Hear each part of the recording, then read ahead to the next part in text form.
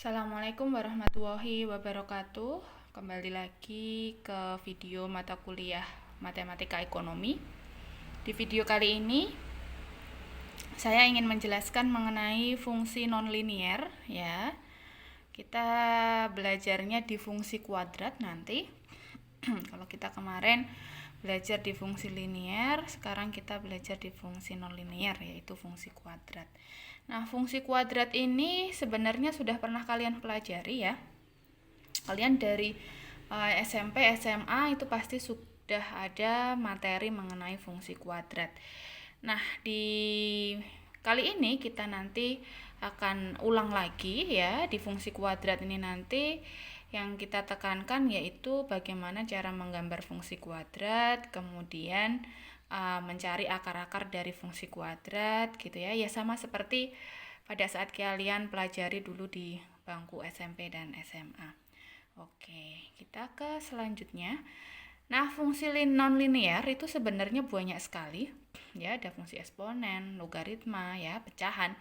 Nah, kebetulan khusus di mata kuliah ini yang kita pelajari nanti yaitu di fungsi kuadrat. Ya, kenapa sih ini kok kita sebut sebagai fungsi nonlinear?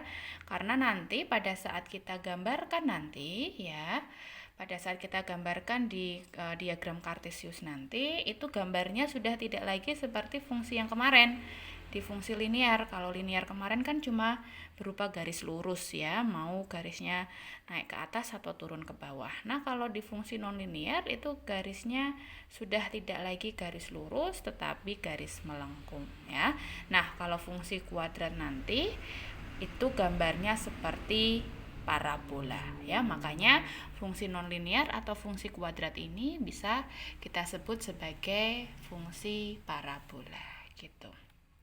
Nah, bentuk umum dari fungsi kuadrat ya, kenapa kita sebut sebagai fungsi kuadrat ya, karena pangkat tertinggi ya dari variabel tarikatnya, variabel bebasnya, itu adalah berpangkat 2 ya. Pangkat tertingginya yaitu berpangkat 2. Nah, makanya bentuk umum dari fungsi kuadrat sendiri itu adalah Y sama dengan AX kuadrat plus BX plus C. C itu konstanta, A dan B itu adalah koefisiennya, kemudian X itu adalah variabel bebas, dan Y itu adalah variabel terikat. Nah, kita nanti akan mengetahui beberapa ciri-ciri dari fungsi kuadrat ya, biar kita nanti bisa membedakan kira-kira fungsi kita nanti itu akan menghadap ke atas ya, atau melengkung ke atas, melengkung ke bawah, atau seperti apa, atau nanti berpotongan atau menggantung gitu ya, atau hanya menyinggung. Nah, seperti itu. Oke, dari ciri-ciri itu nanti kita akan bisa memperkirakan dulu sebelum kita nanti menggambar dari fungsi kuadrat kita. Nah, ciri-ciri yang pertama yang kita lihat yaitu dari koefisien A-nya dulu. Ya, koefisien A-nya. Oke, kalau A-nya positif, nanti parabolanya akan terbuka ke atas. Jadi terbuka ke atas itu misalnya seperti ini. Jadi kalau A-nya positif, ya, A-nya itu lebih dari 0. Oke, misalnya ini garis diagram kartesiusnya, lah akan membuka ke atas. Membuka ke atasnya nanti akan seperti ini. Mungkin seperti ini, ya. Oke, ini X, ini Y. Oke ya, akan seperti ini. Nah, kalau seperti ini, kita nanti akan memiliki namanya nilai ekstrim minimum yang di sini. Oke, ini Y min. Nah, kalau A-nya itu baru negatif, jadi kalau pada saat A-nya itu berupa negatif atau kurang dari 0, baru nanti gambarnya nanti, ya, grafiknya nanti itu akan melengkung atau terbuka ke bawah. Jadi misalnya seperti ini. Nah, ini nanti kita akan memiliki yang namanya nilai ekstrim maksimum. Sini Y max. Nah, gitu ya. Jadi yang pertama yang kalian lihat dulu ya, dari fungsi Y sama dengan AX kuadrat plus BX plus C. Yang pertama kalian lihat dulu itu adalah A-nya. Oke, A-nya itu positif atau negatif. Nah, kalau positif, oke, berarti nanti menghadap ke atas ya, atau melengkung atau terbuka ke atas. Kalau A-nya negatif, baru nanti akan melengkung ke bawah atau terbuka ke bawah. Nah, ini yang pertama kali kalian lihat. Yang kedua, yaitu kita lihat yang namanya D-nya atau diskriminannya ya, berdasarkan nilai D-nya. D itu rumusnya seperti itu, oke ya. D itu rumusnya B kuadrat min 4AC. Oke, ini diskriminan D.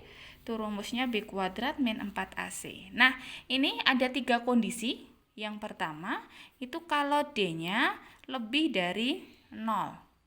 Oke, kalau D-nya lebih dari 0, itu nanti akan memotong. Memotongnya di sumbu X pada 2 titik yang berbeda. Oke. Kalau D-nya itu sama dengan 0, itu nanti akan menyinggung.